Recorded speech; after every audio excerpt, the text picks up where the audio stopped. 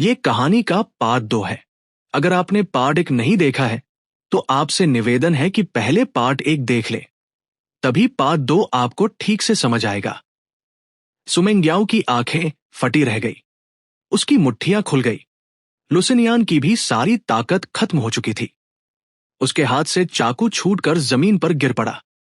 उन दोनों का खून जमीन पर मिलकर एक नदी की तरह बहने लगा। दीवार पर लगी घड़ी की सुई अभी भी घूम रही सुमंग्याओं को अब धीरे धीरे कम दिखाई देने लगा था और दर्द भी कम हो रहा था। उसे लगा जैसे वो बादलों में गिर रही है। उसकी आंखों के सामने कई यादें घूमने लगी, बचपन से लेकर अब तक की सारी यादें। उन ब्लैक एंड व्हाइट यादों में सिर्फ एक ही इंसान रंगीन था। 16 साल का मैं सफेद सूट पहने शांति से पियानो बजा रहा था। 18 साल का मैं उसके हॉस्पिटल बेड के पास खड़ा रो रहा था और उसका हाथ पकड़े हुआ था। 23 साल का मैं आंखों में आंसू लिए हुए वो लाल गुलाब ले रहा था और उसका पति बनने के लिए हाँ कह रहा था। 24 साल का मैं छाता लेकर तेज बारिश में जा रहा था और मुझे उसके चेहरे पर कोई इमोशन नहीं दिख रहा था। उस धुंधली होती हुई परछाई को देखकर सुमेंगिया के शरीर में तनी हुई वो डोर टूट गई। उसे लगा जैसे उसके शरीर से कुछ निकल रहा है। वह उसे जाने नहीं देना चाहती थी, लेकिन वह कुछ कर भी नहीं सकती थी। उसे महसूस हो रहा था कि उसका शरीर धीरे धीरे ठंडा पड़ रहा है। सिर्फ उसकी आंखों से आंसुओं की एक धार बह रही थी। पहली बार इतनी गर्मी में न्यू ईयर सेलिब्रेट करना मेरे और जायू दोनों के लिए बहुत नया एक्सपीरियंस था। जायू के पेरेंट्स चाइना से बहुत सारी चीजें लेकर आए थे। वो दोनों लिविंग रूम में डेकोरेशंस लगा रहे थे। पूरे घर में खुशियों का माहौल था। बहुत सालों बाद मुझे फाइनली न्यू ईयर की वो खुशी महसूस हो रही थी। मेरी दादी के गुजरने के बाद से मैं हमेशा अकेला ही न्यू ईयर मनाता था। हालांकि इस्सू मैग्याओ मेरे पास आती थी, लेकिन वो हमेशा रात 8 बजे से पहले ही चली जाती थी। घर में मैं बिल्कुल अकेला रह जाता था। बाहर के जश्न को देखकर मुझे अपना अकेलापन और भी ज्यादा महसूस होता था। मुझे लगा था कि शादी के बाद नया साल मेरे लिए खुशियां लेकर आएगा, लेकिन मेरी शादी कभी हुई ही नहीं। और अब फाइनली मैं अकेले न्यू ईयर नहीं मना रहा था। किचन में बिजी जायू के पिता ने फ्रेशली फ्राइड मीटबॉल्स निकाले और मुस्कुराते हुए मुझे टेस्ट करने को कहा। उनके टोन में मेरे लिए बहुत प्यार और केयर थी। शियान, ये शायू की फेवरेट डिश है। इतने सालों में ये मेरा सबसे अच्छा न्यू ईयर था। अगले 2 सालों तक मैंने अपना न्यू ईयर ऑस्ट्रेलिया में ही मनाया। हर साल जायू के पेरेंट्स हमारे साथ सेलिब्रेट करने आते थे। इतने समय तक साथ रहने के बाद हम एक फैमिली की तरह हो गए थे। जिस साल मेरा ग्रेजुएशन हुआ, जाओ फैमिली मेलबर्न में ही सेटल हो गई। जायू ने मुझसे पूछा कि क्या मेरा यही रुकने का प्लान है। मैंने इस बारे में बहुत सोचा था। चाइना में मेरे जो भी क्लोज फ्रेंड्स थे वो सब अपनी लाइफ में सेटल हो चुके थे और मेरी फैमिली से मेरा कोई कनेक्शन नहीं था। वहां मेरा कोई घर या प्रॉपर्टी भी नहीं थी। अगर मैं अपने रिलेशनशिप्स और करियर को देखूं तो मुझे यही रुकना ज्यादा सही लगा। इसलिए मैंने जॉब ढूंढना शुरू किया और इमिग्रेशन के पेपर्स तैयार करने लगा। इस सब में जाओ फैमिली ने मेरी बहुत मदद की। पढ़ाई के दौरान ही मैंने अपनी स्किल्स की वजह से अच्छे खासे पैसे जमा कर लिए थे। इसलिए ग्रेजुएशन के बाद मैंने अपना खुद का एक छोटा सा फोटोग्राफी स्टूडियो खोल लिया। अगले 2 सालों में मेरा स्टूडियो काफी बड़ा हो गया और अच्छा चलने लगा। 4 साल पूरे होने के बाद मुझे परमानेंट रेजिडेंसी मिल गई। जब मैं पेपरवर्क के लिए चाइना वापस गया तो अपने पुराने दोस्तों से मिला। सालों बाद हम सब मिल रहे थे। वक्त बहुत तेजी से बीत गया था। अब हम वैसे नहीं दिखते थे जैसे हम जवानी में दिखते थे, लेकिन फिर भी जब हम मिले तो हमें लगा जैसे कुछ बदला ही नहीं है।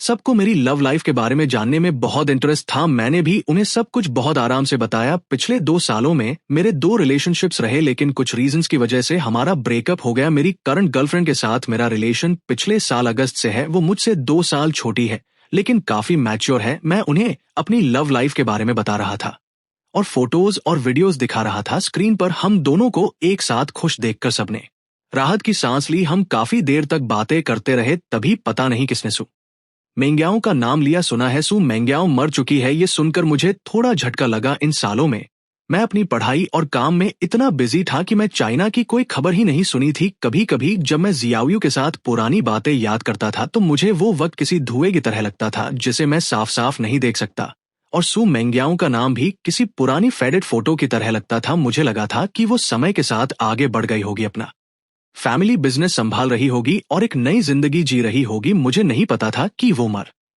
चुकी है। कमरे में एक पल के लिए सन्नाटा छा गया। सब मेरा रिएक्शन देख रहे थे। मुझे सिर्फ शॉक देखकर सब रिलैक्स हो गए और फिर से बातें करने लगे। हाँ, मैंने भी ये खबर सुनी थी शियान, मैं तुम्हें बताना चाहता था, लेकिन फिर मुझे लगा कि तुम अब मूव ऑन कर चुके हो तो मैं ये दुखद बात तुम्हें क्यों बताऊं। इसमें दुखी होने वाली क्या बात है। मैंने सुना है कि उसने उस लू नाम के आदमी को बहुत टॉर्चर किया था और उसी ने बदला लेने के लिए उसे मार दिया। उसे उसके किए की सजा मिली। इतने लंबे समय के बाद मुझे उस आदमी का नाम भी याद नहीं है रहा था। मुझे सिर्फ उस कार एक्सीडेंट की याद थी जिसने मेरी जिंदगी लगभग बर्बाद कर दी थी। इसलिए जब मैंने सुना कि मेरी जिंदगी बदलने वाले उन दो लोगों का ये अंजाम हुआ तो मुझे थोड़ा अजीब लगा, लेकिन वो सिर्फ एक पल के लिए था। आखिरकार वो बहुत पहले की बात थी। वो यादें हवा के झोंके की तरह आई और फिर हमेशा के लिए गायब हो गई।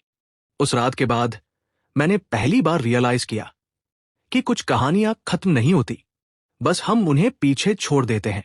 चाइना से वापस मेलबर्न लौटते वक्त फ्लाइट में बैठा मैं खिड़की के बाहर देख रहा था। बादलों के बीच से आती रोशनी बिल्कुल मेरी लाइफ जैसी लग रही थी, थोड़ी धुंधली लेकिन कहीं ना कहीं क्लियर। जायू ने मेरे कंधे पर सिर रखते हुए धीरे से पूछा, तुम ठीक हो ना शियान? मैंने हल्की सी मुस्कान दी। हाँ, अब शायद सच में ठीक हूं। वापस आने के बाद मैंने खुद को पूरी तरह काम में झोंक दिया। मेरा फोटोग्राफी स्टूडियो अब सिर्फ एक बिजनेस नहीं था, वो मेरी पहचान बन चुका था। धीरे धीरे मेरे काम को रिकॉग्निशन मिलने लगा। वेडिंग्स, इवेंट्स, फैशन शूट्स, हर जगह लोग मुझे ढूंढने लगे। लेकिन इस बार मैं सिर्फ सक्सेस के पीछे नहीं भाग रहा था, मैं जी रहा था।